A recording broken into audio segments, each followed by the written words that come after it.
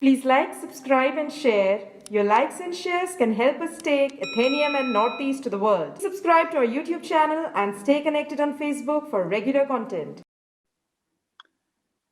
Hello and welcome to Athenium. Today we have with us Dr. Kachyo Lepcha. He hails from the beautiful Dzongu region of North Sikkim.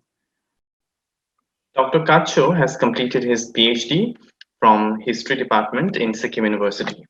His research work has been published in several journals of repute. He is currently teaching Lepcha Language in Lingdok Senior Secondary School.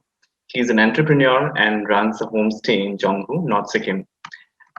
Apart from that, he is also engaged in two research projects under prestigious universities and institutions in the world. So today we'll talk to him about his work.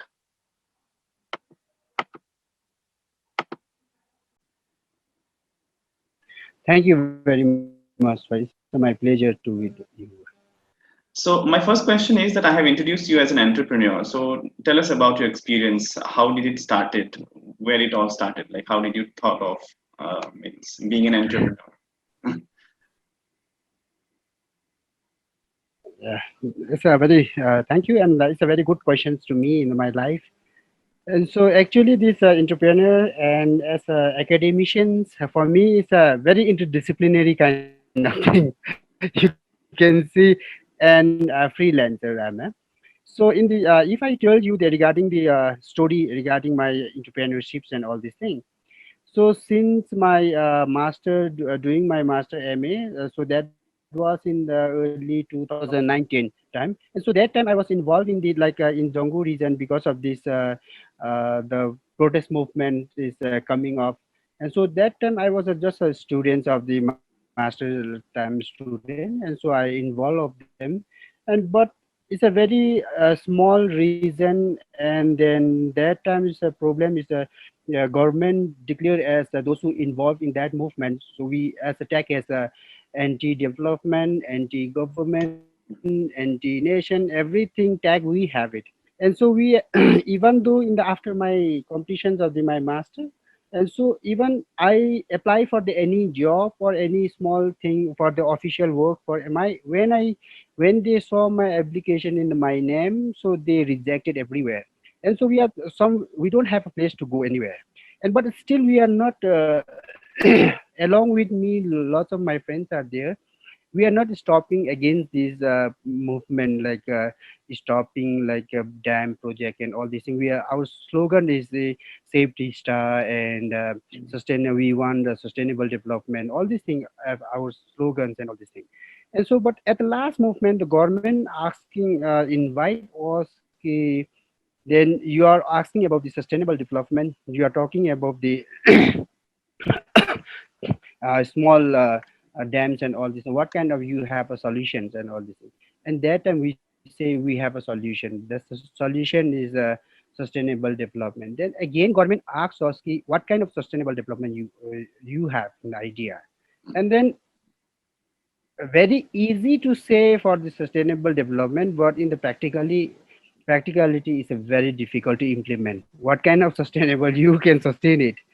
And the last, my friend Kachyo Lepcha and my friend Tenzing Lepcha from Lord Dzongu, and we are the main student group leader, kind of leader. We don't have a proper leader, but still we lead our juniors and all this.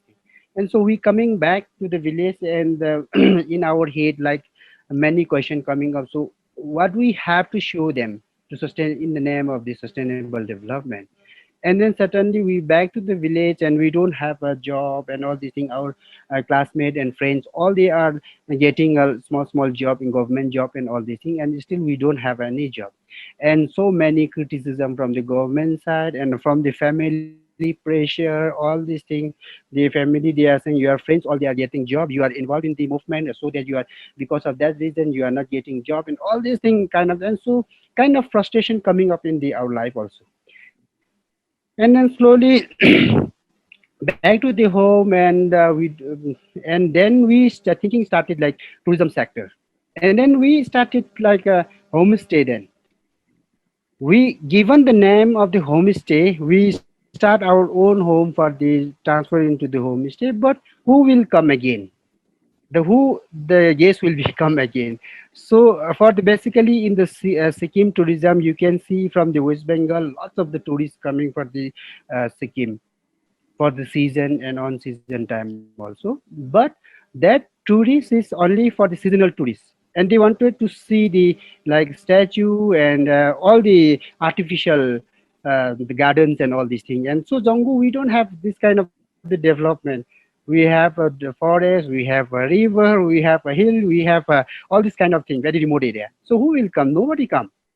And slowly we have a connection with the like our own friends from some of my friends from the France, and some of friends from the Switzerland. We have friends, and so they started like cooperating us to sending the friends, recommending friends, and for just for the traveling, exploring all these things. And so slowly this kind of thing, and we started like since 2010, we started the small numbers of like the tourists came into the Dzongu, and then 2012 till 2012, 9 to 10 to 12, within the 2 year we show them we show to the government it's a Dzongu also is a kind of remote area, but still tourists is from the abroad, number of tourists from the abroad, tourists from US to Europeans to Australia, many tourists are coming up for the, especially in the Dzongu region.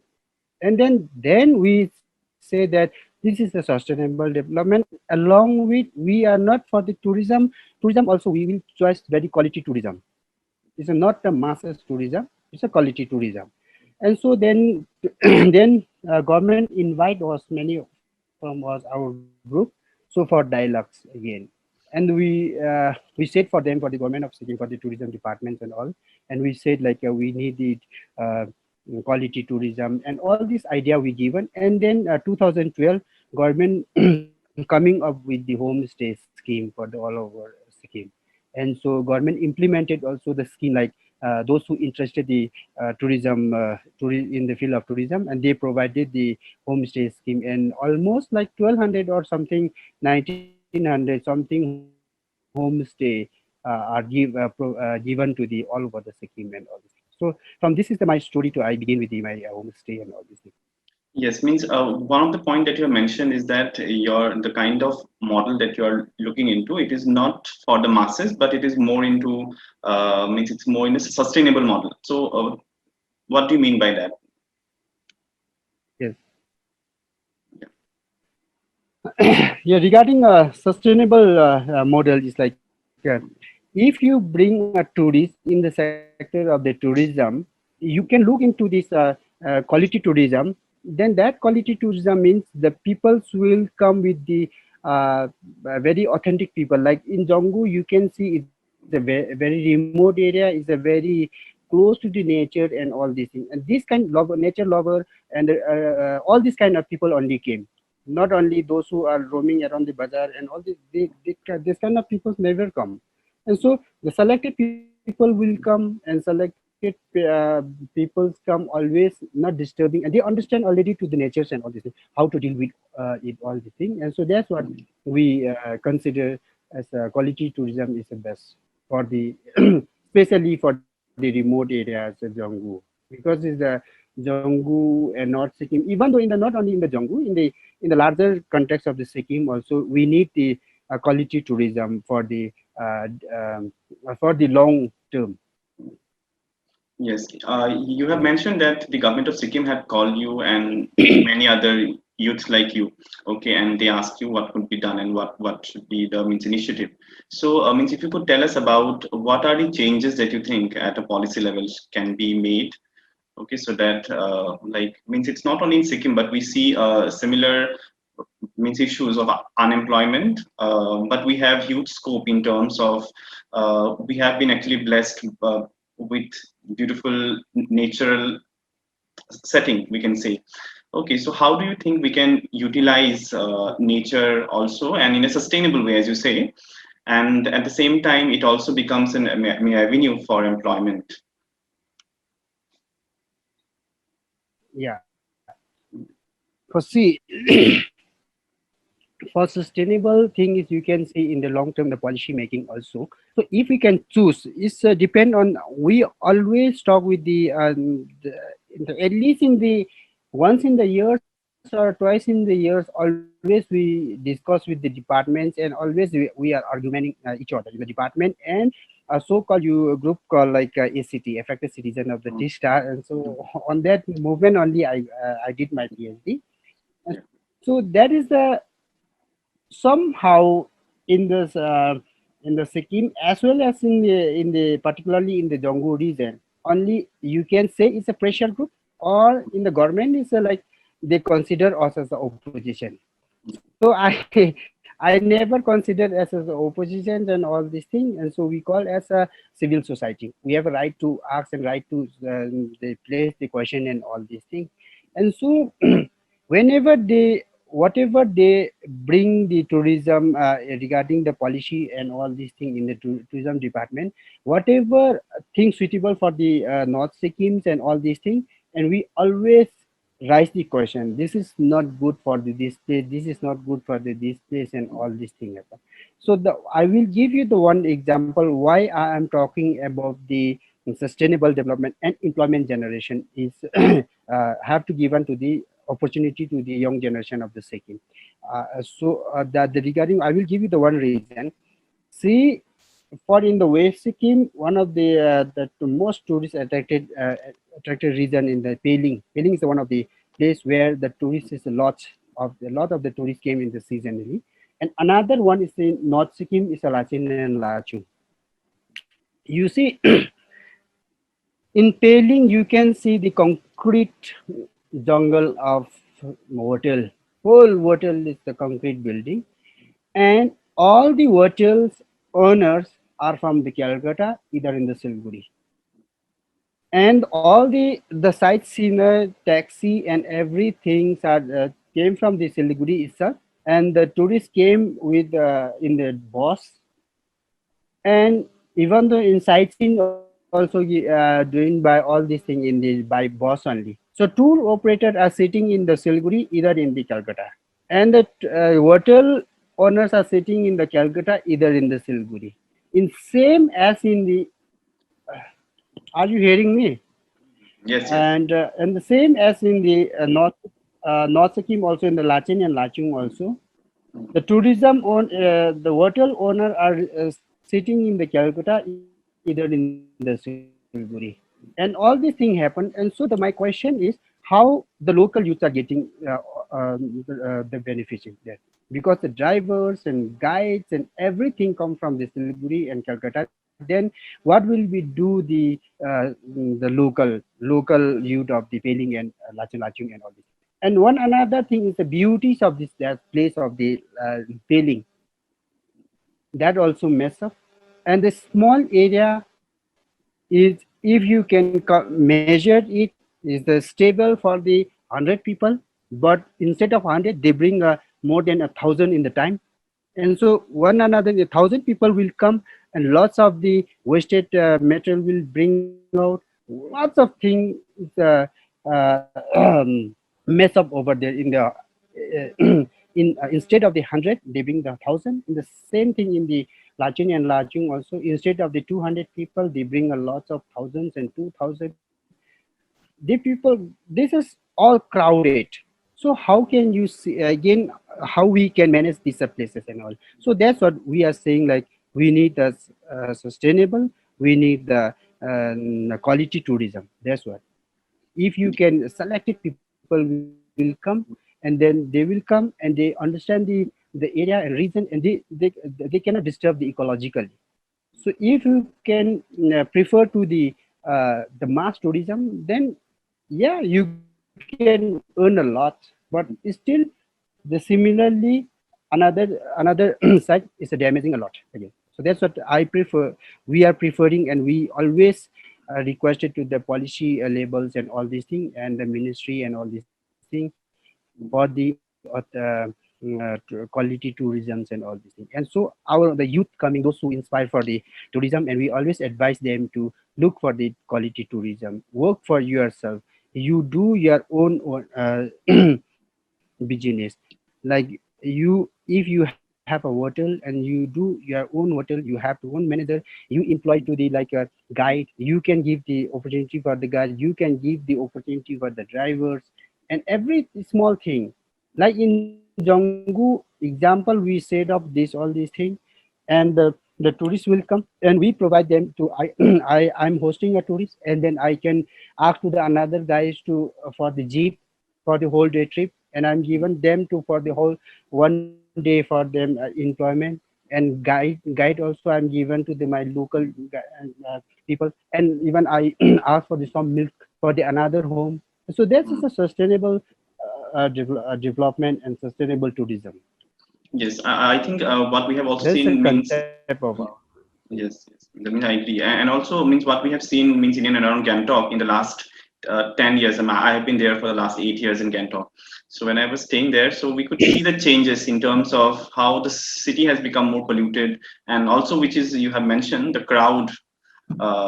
Okay, the crowd, the number of people that come and visit these places, and who have sometimes very scant regard for the means ecology of a particular place. So which is I think something uh, which should be taken care of, because of the very fragile ecology of a state like Sikkim, which was actually regarded, which is still now regarded as one of the cleanest state in the world. So so one of my, I mean, other question is that means what I can put gather from what you have told me is that there is a need for more engagement of the youth. Okay, means in terms of if the government wants to means initiate more such means effort in other parts of Northeast. So means do you have any specific suggestions like what could be done on a policy level?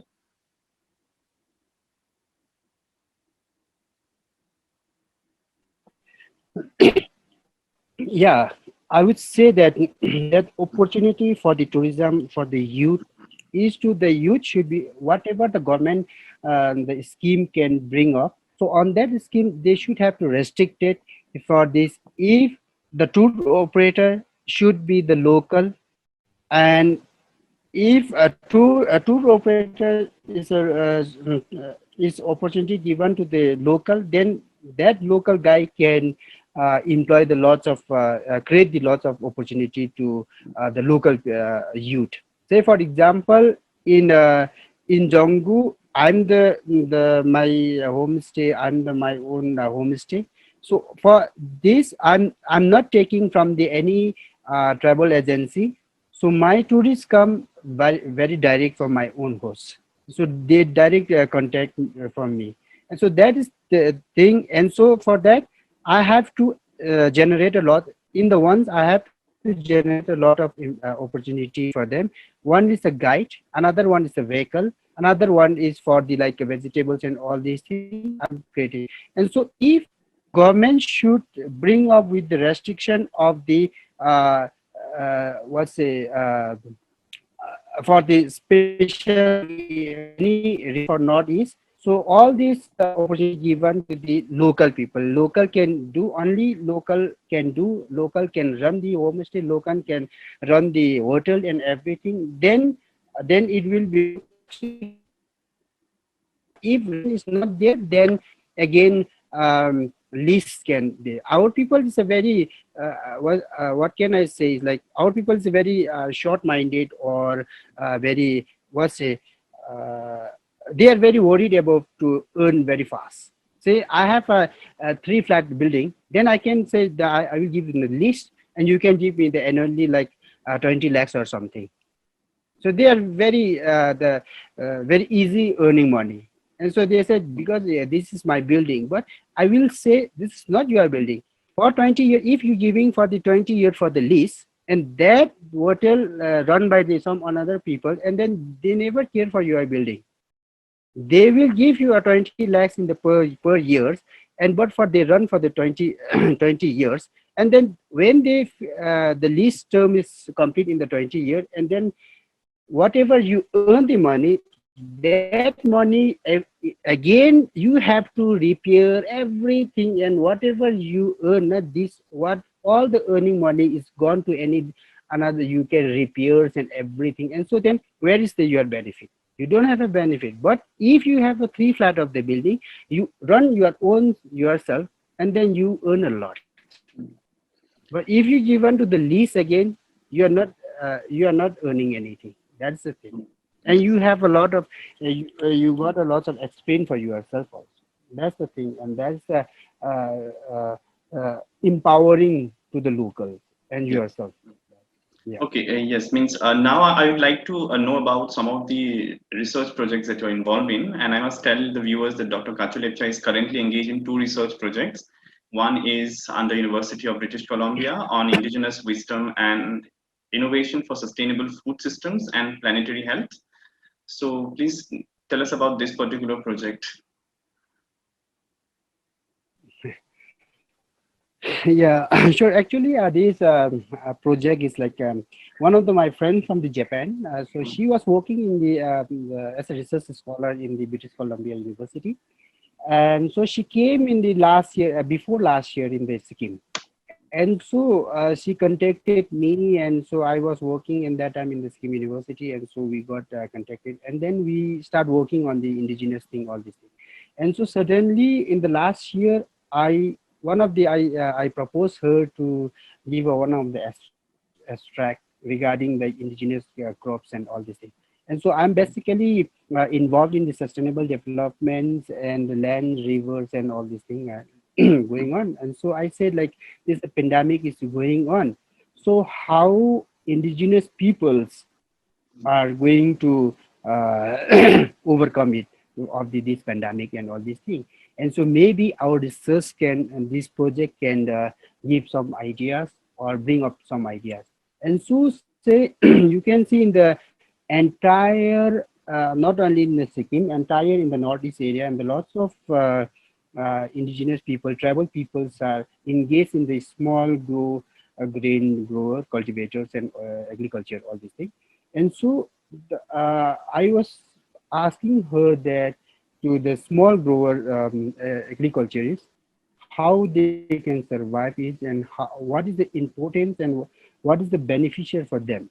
So what is the future for that traditional food growing, you see. And so on this thing I'm working on it, and on the stories like in Dzongu area is a very hill area, and here is numbers of farmers invest in small agriculture area, and that also very traditional way they are still doing all these things. And some of the food grains are already was a is a decreasing every day. And there's some grain are they already forgot the name also. Some of the grains are already they are like uh, they leave the cultivation and all these things. And but it's still some people, some numbers of farmers are still they a small area also, but still they are growing all these things. And I just asked them, ki, this is small grain you are growing every year. So what is the benefit for you? And that time they said like, this is a very traditional food and this is a very nutritious one. And if I am not going to grow every year, and then people can forget all these things. So this is a very connected with the very emotionally, culturally, and traditionally. And so once that they are conserving old culture and tradition way of practicing cultivating food grains and all these things. And so I'm working on it. And so this is a maybe this kind of pandemic. If you can permit me, then I can give you the elaborated most thing. Yes, yes. So Yes. last year, when the pandemic, so lockdowns coming, lockdowns started, and so in the in my village, lots of households are locked. I never in that so never this. They are settled in the Gangtok or they are settled in the somewhere and all this thing in the urban area and all. But certainly when the lockdown happens and then people are coming back to the village and all, they are start farming all these things. And so the route, I was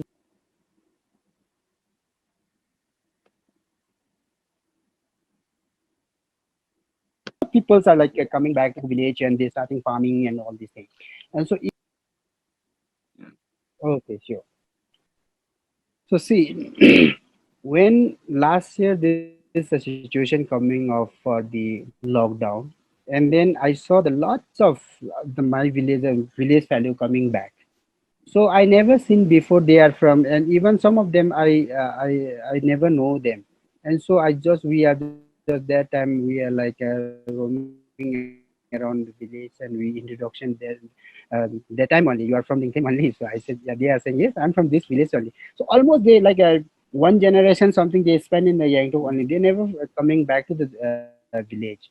And so this one thing, this pandemic make them very good for the village. At least they're visiting back to the village. And I realized that this is the route we, how much you reach or how much you got an advance, but still you have to respect your route. After all, they coming back to your route, they coming back to the village, and they're starting farming and all these things. And so on that point, I connected with the small farmer. That farmer never forget their small grain. Always every year they are cultivating in the same grain, same seed and all these things. Even though in the very small area, they are still. And so that's what I asked them.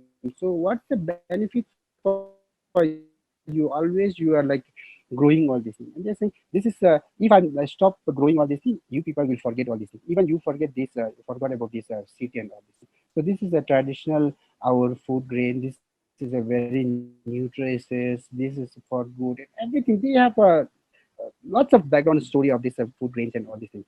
So this is a very interesting for me, and so that's what I applied this small project to my friends, and she's like a main person. So we are combining that, working on that project and all, especially for the indigenous food cultures and all these things. So this is the Yes. thing we are working on. Yes, it sounds very means interesting actually. Means in Sikkim when I was there, so I could see that they have their own, like all the states in the Northeast, they have their own traditional, or we can say their unique food eating habits, or food culture is very different in different states. Yes. Okay, and Sikkim is also Sikkim. Even within Sikkim, I think Yeah. in the different region there are different kinds of food cultures and habits. Okay, I think which needs to be documented. I think it sounds very really interesting. Then we have one of the other project that means you are involved in is under K2A Knowledge Traction under a tree Bangalore. So you can also tell us about it. Yeah, sure. That also one of my friends from the Switzerland.